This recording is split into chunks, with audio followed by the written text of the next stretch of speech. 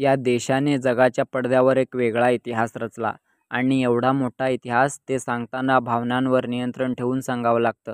23 August 2023 हाच तो दिवस जेव्हा देशातील कोट्यावधी जनतेने पृथ्वीवर राहून आकाशातला स्वप्न प्रत्यक्ष अनुभवला होता आणि संपूर्ण जग भारताकडे टक लावून होता.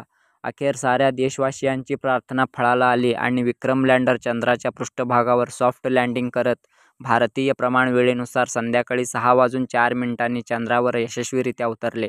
यासह भारत चंद्रावर सॉफ्ट लँडिंग करणारा चौथा देश आणि दक्षिण ध्रुवावर आपला तिरंगा फडकवणारा पहिला देश ठरला.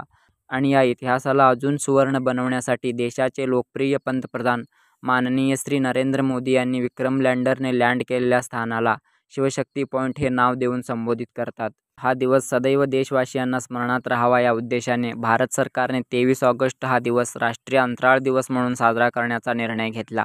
एकेकाळी इस्रोला आर्थिक परिस्थितीमुळे आपला पहिला उपग्रह सायकलवर नेऊन नारळाच्या झाडावरून प्रक्षेपित करावी लागली होती. अशा रीतीने अनेक अडचणींवर मात करून 19 एप्रिल 1975 रोजी इस्रोने आर्यभट्ट नावाचा पहिला उपग्रह अंतराळात झेपवला.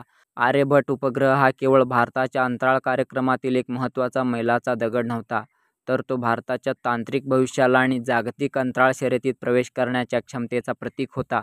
आणि पुढे जाऊन 22 ऑक्टोबर 2008 रोजी इस्रोने चंद्रयान-1 हा मिशन चंद्रावर झेपवला.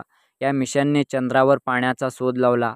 अशा रीतीने चंद्रावर पाण्याचा शोध लावणारा भारत हा जगातला एकमेव देश ठरला. आणि महाराज शुद्धोधन व महाराणी महामाया पुत्र सिद्धार्थ उर्फ गौतम बुद्धांच्या विचारांनी 2500 वर्षांपूर्वी विश्वगुरूचा पद भोगलेला या भारत देशाची मुख्य ओळख विसरून भारतासारख्या गरीब देशाला अंतराळ मोहिमांची काय गरज आहे म्हणणाऱ्या नालायक वृत्तींच्या देशांना तोंडावर फटकारत आपल्या अतोनात संघर्षातून शून्यातून विश्व निर्माण करण्याची सर्वात मोठी आणि स्पष्ट संकल्पना इस्रोने जगाला दाखवून दिलं.